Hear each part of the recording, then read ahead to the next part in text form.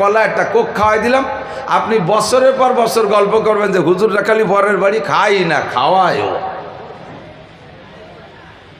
এবার আমার বিয়ে আসগার মোল্লা, উনি আমার বিয়ে, উনি আমার আত্মীয়।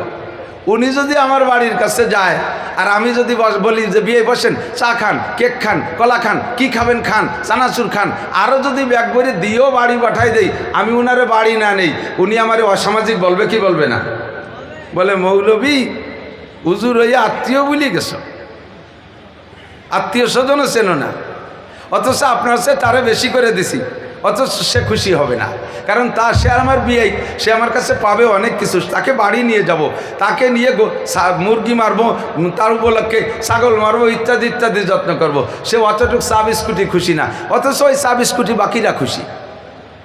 আমার মতো সাদা, আপনাদের মতো জেনারেল শিক্ষিত যারা আছেন, আপনারা 5 ওয়াক্ত নামাজ পড়লে আল্লাহ খুশি হয়ে যায়, আপনারা রমজানের রোজা রাখলে আল্লাহ খুশি হয়ে যায়, আপনারা হজটা করলে আল্লাহ খুশি হয়ে যায়। আপনাদের কাছে আল্লাহ উমরার দাবি করে না, তাহাজ্জুদের দাবি করে না, ইশরাকের দাবি করে না, আমিনের দাবি করে না, আপনাদের কাছে নফল ইবাদতের দাবি আল্লাহ করে না। অথচ মৌলানা লুৎফর রহমান সাহেব যদি তাহাজ্জুদ না পড়ে, তফসিরে মারিবুল কুরআনের ভিতরে লেখে আলেম अगर তাহাজ্জুদ না পড়ে ও আলেম দরকিনার ও মুসলমান হি नहीं रहेगा। আলেমে যদি তাহাজ্জুদ না পড়ে, আলেমে যদি তাহাজ্জুদ না পড়ে, ও আলেম তো দূরের কথা, ও মুসলমানই থাকে না। একই ইবাদতে আপনার পর আল্লাহ খুশি হয়ে যায়। আলেমে শুধু 5 ওয়াক্ত নামাজ পড়লে আল্লাহ তৃপ্তি পায় না, আলেমে শুধু রোজা রাখলে আল্লাহ তৃপ্তি পায় না, ফরজ রোজা, মাঝে মাঝে আলেমদের কাছ থেকে আল্লাহ নফল রোজা চায়, ইশরাকের নামাজ চায়, আওয়াবিনের নামাজ চায়, চাষতের নামাজ চায়, নিয়মিত তাহাজ্জুদের নামাজ চায়। যে কথা বলতে যে এদিক চলে আসছে সেটা হলো, যে কাজটা অন্য করলে অতটা খারাপ না লাগে না, নিজের নিকটের মানুষ করলে সেই কাজটাই খারাপ লাগে। অন্য কেউ গালি দিলে হুজুর কষ্ট পেতেন না, আবু লাহাব মোহাব্বতের চাচা কেন গালি দিয়েছে?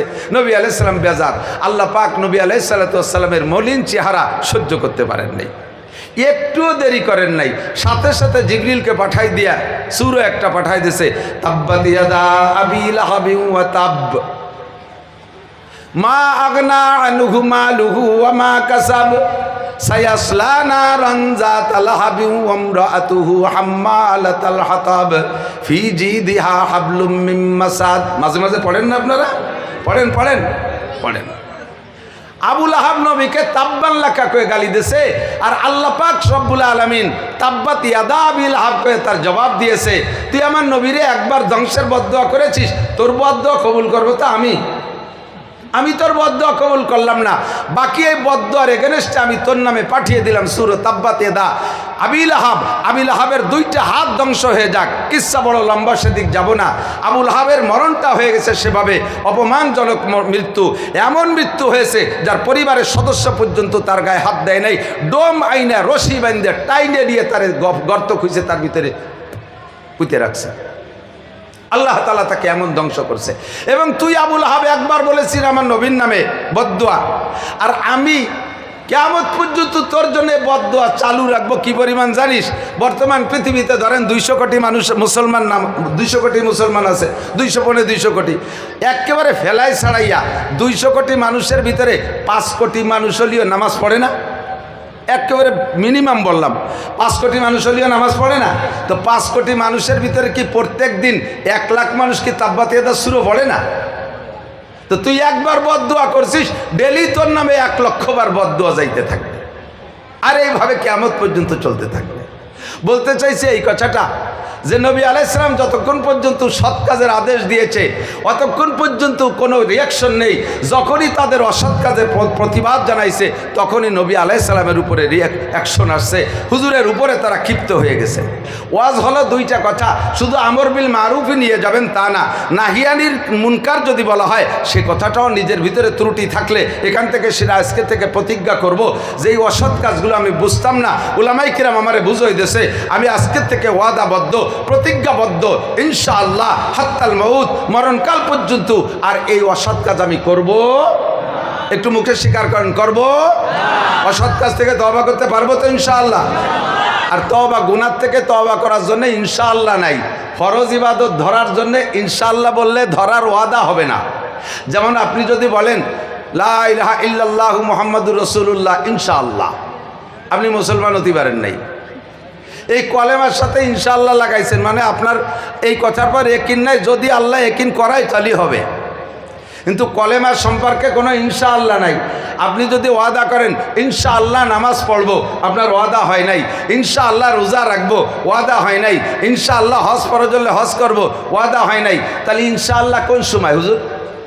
অথচ আপনারাই বলেন, কোরআন শরীফে আছে ওয়ালা তাকুলান্না লিশাইইন ইন্নী ফাইলুন যালিকা গাদা ইল্লা আইয়াশা আল্লাহ। ভবিষ্যতে কোনো কাজ করার সময়, ভবিষ্যতে কোনো কাজের ইচ্ছা থাকলে ওই ব্যাপারে তুমি ইনশাআল্লাহ ছাড়া বলবা না। আমি কালকে ঢাকা যাব, আমি কালকে সৌদি যাব, শুধু এই যাব কয়ে শেষ করবা না। আমি আগামীকাল তোমারে টাকা দেব, আমি তোমার সাথে এই করব সেই করব। যত করব সামনে আছে প্রত্যেক কর্মর সাথে ইনশাআল্লাহ। তাহলে নামাজ পড়বো, এ জায়গায় ইনশাআল্লাহ দোষ কি? তাহলে রোজা রাখবো, এ জায়গায় ইনশাআল্লাহ দোষ কি? হজ করবো, ইনশাআল্লাহ দোষ কি? আমি ইনশাআল্লাহ চিনেই দেই। ফরজ ইবাদত ধরার ব্যাপারে ইনশাআল্লাহকে ব্যবহার করার খাদ আলাদা, কিন্তু ফরজ ইবাদতের প্রতি ওয়াদা করার জন্য যে করব এ ব্যাপারে আপনার ইনশাআল্লাহ নাই। এ জায়গা আপনাকে বলতে হবে নামাজ পড়বই, রোজা রাখবই, জাকাত দেবই, হজ করবই, পর্দা করবই, হারাম খাবই না, বিড়ি খাবই না, সিগারেট খাবই না, মদ খাবই না, জিনা করবই না, ব্যভিচার করবই না, ঘুষ খাবই না, সুদ খাবই না। এই সব জায়গার সাথে ই শব্দ ব্যবহার করতে হবে। এবার ইনশাআল্লাহ কোন জায়গায়? ইনশাআল্লাহ হলো টাইমের সাথে আর সুযোগের সাথে। বলেন ফজরের নামাজ পড়বই, একটু কন পড়েন তো, ওক্তই নেই, কি হই নেই। এই ইনশাআল্লাহ ওক্তের সাথে ইনশাআল্লাহ ওক্ত পাইলে ইনশাআল্লাহ, তার আগে মরে গেলে তো বলা লাগলো না। কিন্তু নামাজের সাথে আমার আমি পড়বই, ঈশার নামাজ পড়বই। কোন নাকি নিয়ত আছে যে ফাঁকে চলে যাবেন? ঈশার নামাজ পড়বই, ঈশার ওক্ত ইনশাআল্লাহ পাইলে, ইনশাআল্লাহ ঈশার ওক্ত পাইলে জাকাত দেবই। একটু কন না, তাই দেন। টাকা নাই তা কইতে দেব, ইনশাআল্লাহ টাকা হইলে এই ইনশাআল্লাহ টাকার সাথে ইনশাআল্লাহ কিসের সাথে? জাকাতের সাথে ইনশাআল্লাহ না। আমি কি বুঝতে পারতেছি? নামাজের সাথে ইনশাআল্লাহ না, জাকাতের সাথে ইনশাআল্লাহ না, এগুলো সব সুযোগের সাথে আর টাইমের সাথে। বলেন হজ করবই ইনশাআল্লাহ, তৌফিক হলে রোজা রাখবই ইনশাআল্লাহ, সুস্থ অবস্থায় রমজান পাইলে, নইলে আমার এখন রোজা রাখা লাগবে না। এবার কোন জিনা করবই না, এর জন্য ইনশাআল্লাহ কি? ইনশাআল্লাহ সুযোগ পাইলেও জিনা করব না, সুদ খাবো না, খাবই না, সুদ খাবই না ইনশাআল্লাহ, সুদের সুযোগ আসলে সে সময় খাইব না, ঘুষ খাবই না ইনশাআল্লাহ, ঘুষের টাকা হাতে পাইলে সে সময় ঘুষ খাবো না। এই ইনশাআল্লাহ ও জায়গার সাথে কথা কি বোঝা গেছে? প্রত্যেকটা ইবাদত কলেমার সাথে আপনার ইনশাআল্লাহ লাগাইলে হবে না। কথা কান, আমি সব গুনাহ ছাড়িয়া দিব, আমর বিল মারুফ মানিয়া লইব, আর নাহিয়ানিল মুনকার ছাড়িয়াই দিলাম। বলেন নাহিয়ানিল মুনকারের সাথে আর কোনো দেব টেব না।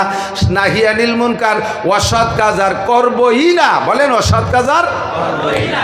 সৎ কাজের আদেশ দিলে কোনো রিয়াকশন নাই, অসৎ কাজের কথা বললে সেই সময় খারাপ লাগে। তাহলে আপনি বুঝবেন, এদিক তাকান, যখন আপনার সৎ কাজের আদেশে মনের ভিতরে খারাপ না লাগে, খারাপ না লাগে, অসৎ কাজের কথা বললে সেই সময় আপনার ভিতরে না, এই কথাটা হুজুর না করলেও হতো না, এইগুলো কি দরকার আছে, আনতি সব জায়গায় চলতেছে, এ না করলে কি হতো? তাহলে আপনি বুঝবেন যে আপনার ইমানের মধ্যে ভাগ হয়ে গেছে। কি হয়ে গেছে? দুইটা জিনিসের পূর্ণতার নাম ইমান। আমর বিল না মারুফকে যেমন ধরবেন, নাহিয়ানিল মুনকারকে ওরকম ছাড়বেন। এ জায়গা কোনো জ্ঞান জ্ঞানী নাই। কথা কন, পাক্কা প্রস্তুতি নিয়ে বসতে হবে। আমর বিল মারুফ আর নাহিয়ানিল মুনকার, এই দৃষ্টিকোণ থেকে বলছি।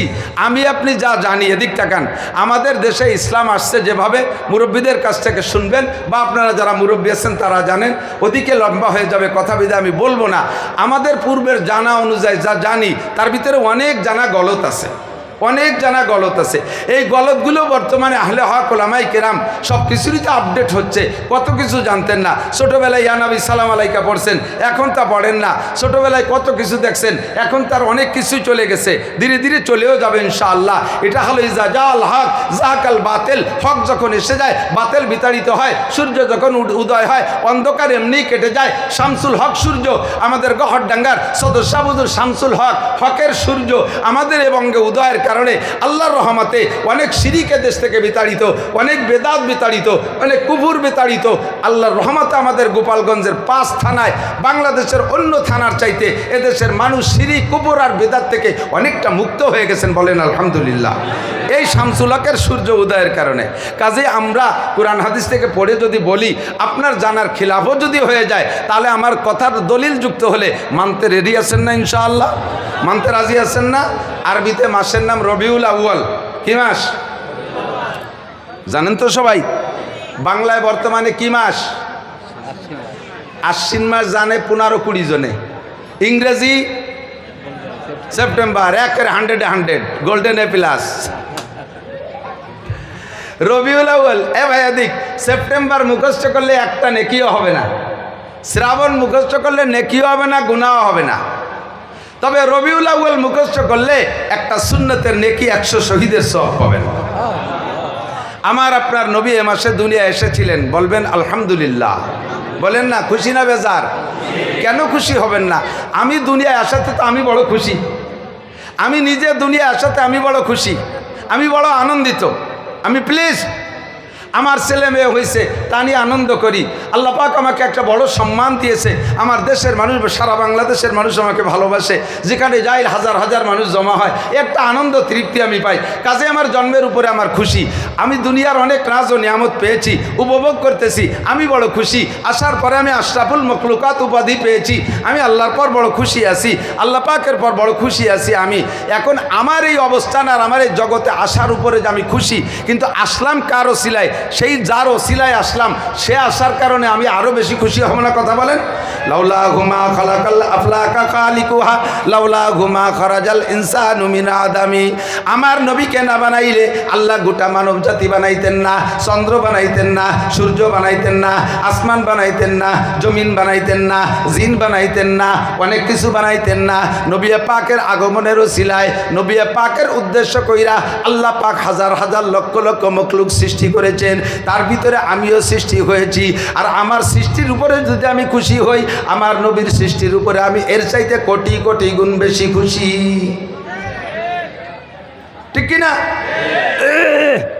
আসছেন পরে, সৃষ্টি সবার আগে, নবী আসছেন সব নবীদের পরে, অথচ সৃষ্টি অনেক আগে। একটা মাঝে মাঝে বলে থাকি, একটু মজা এদিক টাকা। একদা জিবরিল আলাইহিস সালাতু ওয়াস সালাম এক সাহাবার রূপ ধরে, বেশিরভাগ দাহিয়াই কালবি রাদিয়াল্লাহু তাআলার রূপ ধরে আসতেন। এক এক সময় এক এক রূপ ধরে আসতেন। ফেরেশতাদের বৈশিষ্ট্য ইয়াতাশাক্কালু বিআশকালি মুখতালিফা, বিভিন্ন সময় বিভিন্ন রূপ ধারণ করতে পারে ফেরেশতারা আর জিনরা, আর মানুষের রূপ ধারণ করতে পারে না। মানুষের আখলাক আর চরিত্রের পরিবর্তন ঘটাইতে পারে, কিন্তু বাহ্যিক রূপ পাল্টাইতে পারে না।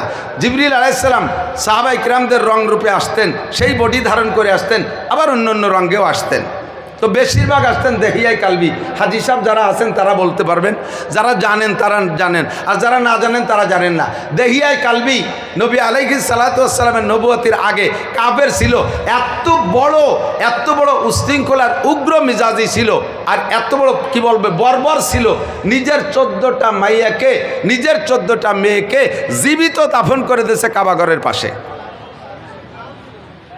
হাজি সাহেব যারা গেছেন, বাবে আব্দুল আজিজ নামে একটা গেট দেখছেন না, আব্দুল আজিজ গেট। এই আব্দুল আজিজ গেট দিয়ে ঢুকতে মিসফালা থেকে বাম পাশে দেখবেন নিচে একটা জায়গা আছে, জেদ্দার দিকে কি বলা হয়, জেদ্দার দিকে যাওয়ার রাস্তার ডাইন পাশে নিচে একটা জায়গা আছে, আমাদের এই মাঠের মতো এতখানিক জায়গা, এরকম খানিক হবে। এর ভিতরে দেখবেন একটু বড় বড় পাথরওয়ালা কয়েকটা পয়েন্ট আছে, তার 14টা পয়েন্ট আছে। এই 14 জায়গা দেখিয়াই কালবির 14টা মেয়েকে দাফন করছে। জিবরিল আলাইহিস সালাম একবার এক সাহাবার রূপ ধরে, বেশিরভাগ দেখিয়াই কালবির রূপ ধরে আসতেন, একবার এক সাহাবার রূপ ধরে আসে। আসার পরে হযরত ফাতেমা রাদিয়াল্লাহু তাআলা আনহা নবী জিবরিল আলাইহিস সালামকে সম্বোধন করে সালাম দিয়ে বলছে, আসসালামু আলাইকুম, ছোট চাচা যান কেমন আছেন? আমাকে গোপালগঞ্জ এলাকায় ছোট চাচারে কি কয়, দুদু কয় না, ধরে নেন কয় দুদু কেমন আছে। তো জিবরিল আলাইহিস সালামও জানে যে দুদু বা ছোট কাকা তো বাপের যে ছোট হয় তারে কয়। তা আমি ওর বাপের, উনার ফাতেমার বাপের কত আগে রে 2.5-3 লক্ষ নবী রসুলের কাছে বার্তা বহন করলাম, তারও কত লক্ষ বছর আগের থেকে দুনিয়া আছি, উনরা কয় মাইভূতি আসার আগেই। আর আমারে কয় ছোট কাকা, একটু মুখখান বেজার বেজার। হুজুর জিবরিলের চেহারা দেখে কয়, জিবরাইল একটু বেজার বেজার ভাব কি? তো জিবরিল আলাইহিস সালাম উচিতবাদী পরিষ্কার মানুষ, পরিষ্কার ব্যক্তি, উনি বলে দিয়েছে, ফাতেমা আমার ছোট কাকা কইছে, এতে আমার একটু খারাপ লাগছে। তো ছোট কাকা বলে, দোষ কি? কাকা তো কইছে, ছোট কাকার বড়। তা আমি আপনার কত আগের থেকে দুনিয়া আসি, আপনি আমার কত পরে, সে আমার ছোট কাকা কেন পাবে? তো হুজুর আলাইহিস সালাম বলছেন যে আপনার বয়স কয় বছর হবে? তো জিবরাইল বলেন, আমার বয়সের তো এরিয়া দিতে পারবো না, কদ্দূর, আমার তো জন্ম নিবন্ধন কার্ড হাতে নাই, তবে একটা ঠুয়ো হিসেব আমি করতে পারি। সময় সময় ঠুয়ো হিসেব আমরাও বলি। একজনের বাপের জিয়াবতে খাওয়াইছে 1 সপ্তাহ পর্যন্ত, খুব খাওয়াইছে। যত মানুষ আসে আর যায়, কোনো মাপা জুবা নাই, খালি গরু জবই দেয় আর খাওয়ায়। লাস্টে উনি চার দোকানে বসে গল্প করে 1 সপ্তাহ পর্যন্ত বাপের জিয়াবত খাইছে। কি পরিমাণ যে মানুষ! হুজুর জিজ্ঞেস করছে, কত হবে একটা সংখ্যা? কয় যে অত গুনার কায়দা নাই, খাইয়ে দিয়ে যাওয়ার সময় খিলা লড়ছে, তাতে 10 কাঠা বই সোন লাগছে।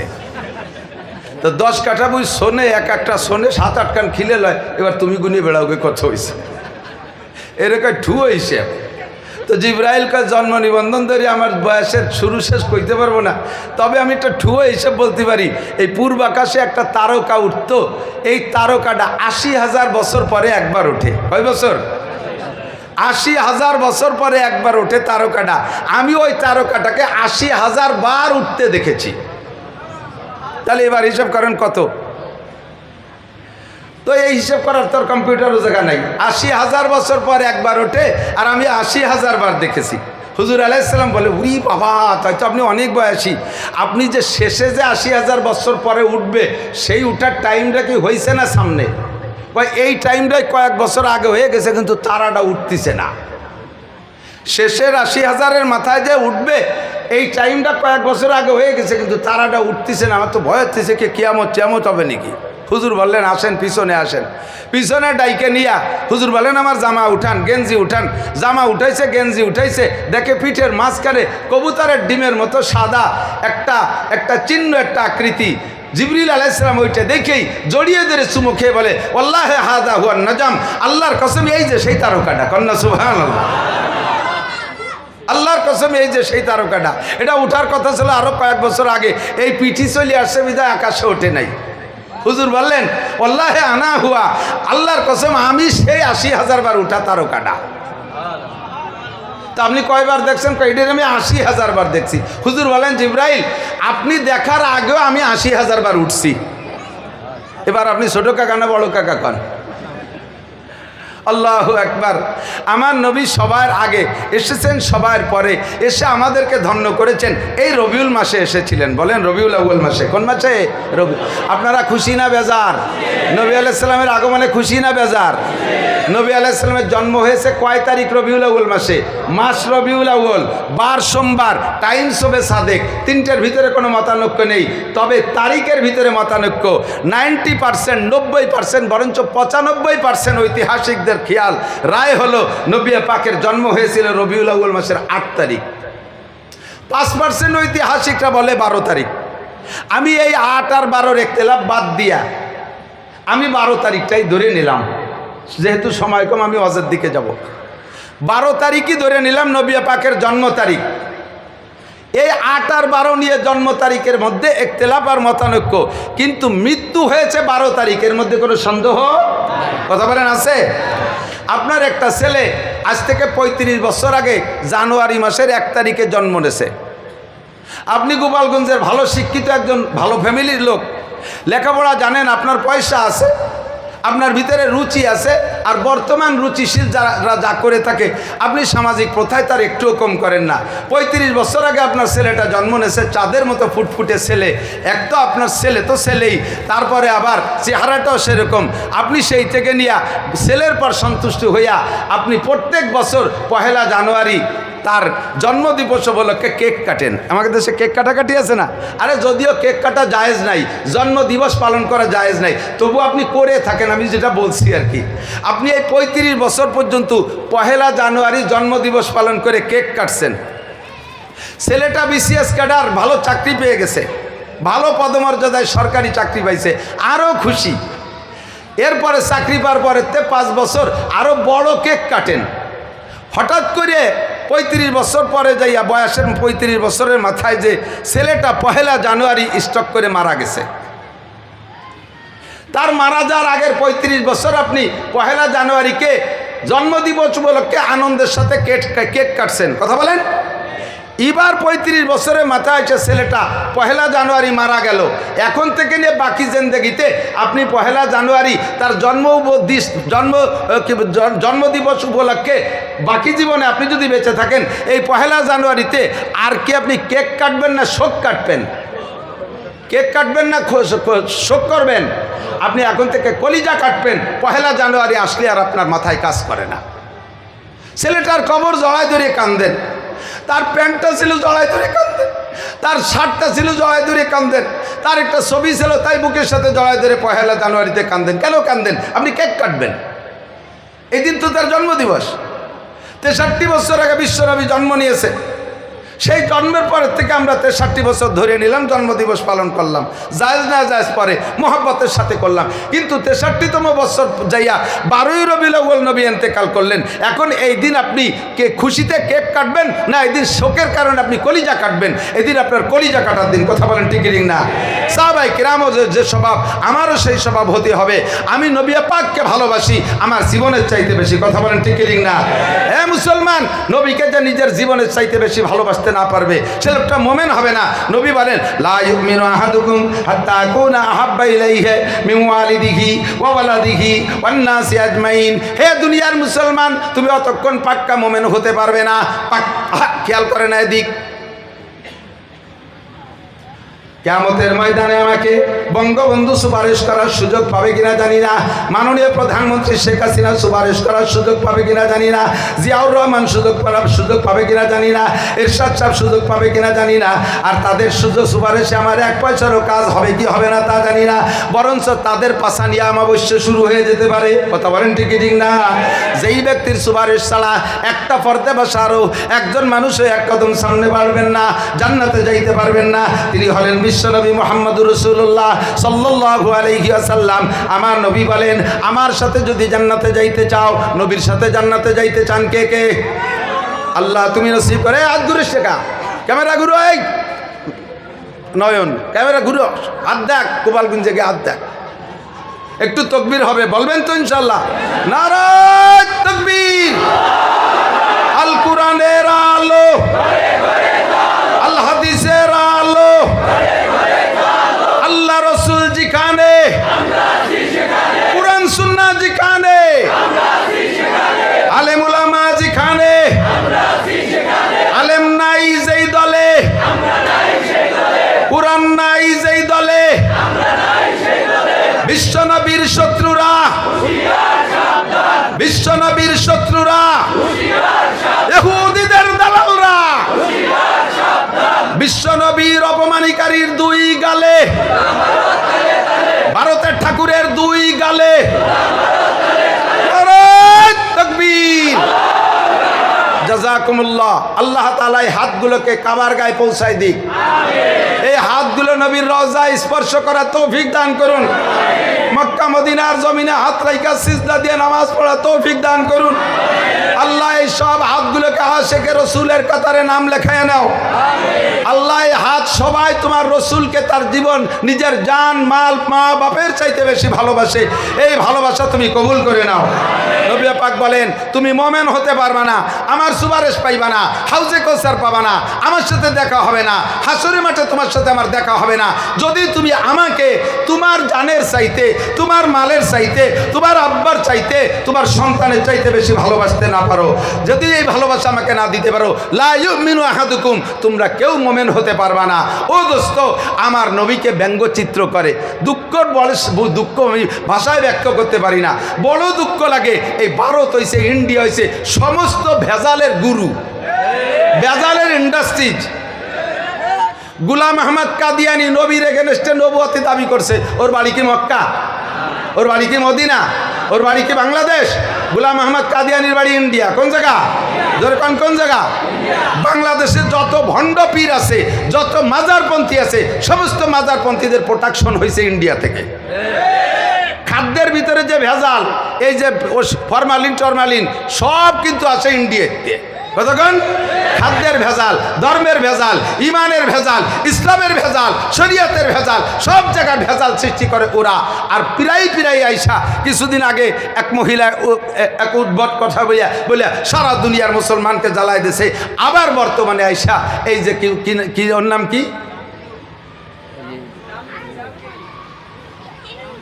রামগিরি। হ্যাঁ, রামগিরির সাথে আর একটা উপাধি যেন কি আছে, হযরত মাওলানা রামগিরি লানাতুল্লাহি আলাল কাযিবিন। মূর্তি বানাইয়া মুহাম্মদুর রাসূলুল্লাহ নামে মূর্তি বানাইয়া সে মূর্তিটার নাক সে ভেঙে ফেলাই। মুহাম্মদ রে মারলাম।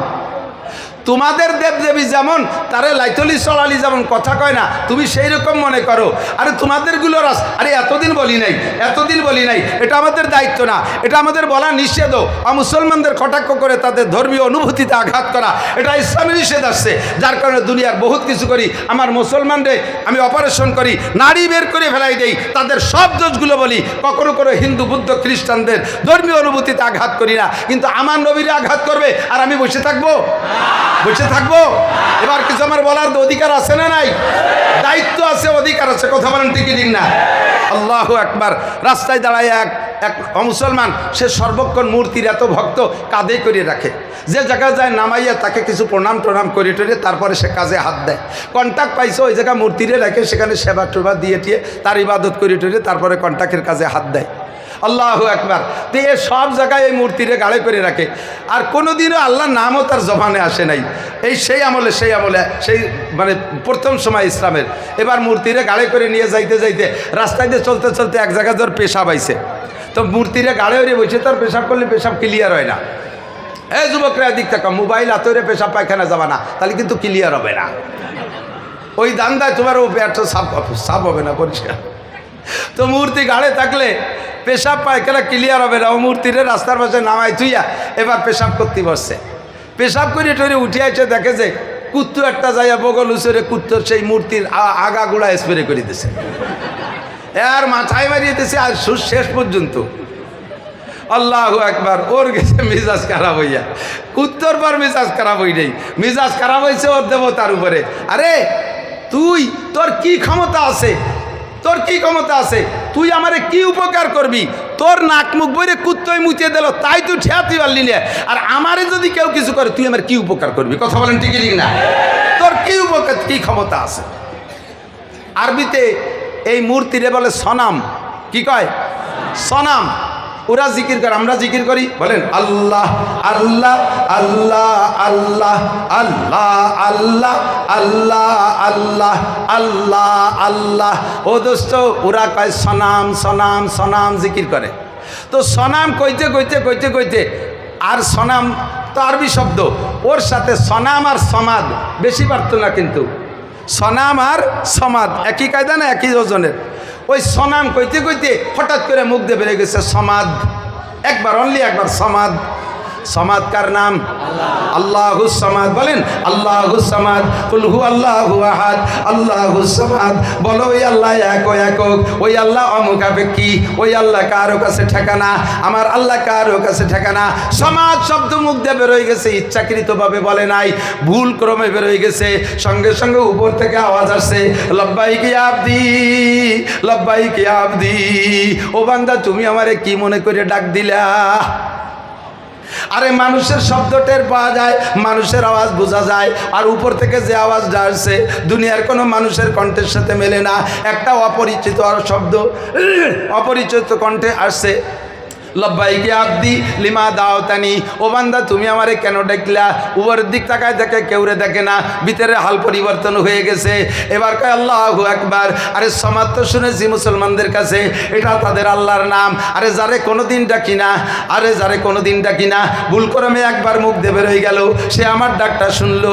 আর যারে 80 বছর পর্যন্ত সামনে বসায় সনাম সানাম করে ডাকি, একটা বারও সে ফিরে আমার দিক তাকায় না, সে আমার একটা ডাকের সাড়া দেয় না। কাজেই যারে না ডাকলেও শোনে সেই আমার রব, যারে ডাকলেও জবাব দেয় না ও কখনো আমার রব হইতে পারে না। ও মুসলমান, বুঝলে না কোন পদমর্যাদায় দুনিয়ায় জন্ম নিয়েছো? বিশ্বনবী মুহাম্মদুর রাসূলুল্লাহ সাল্লাল্লাহু আলাইহি ওয়াসাল্লামের ইন্তেকালের দিন 12ই রবিউল আউয়াল। ইতিহাস ওই পশ্চিমেরা ইসরায়েলি রিওয়ায়াতে ইতিহাসে বিকৃত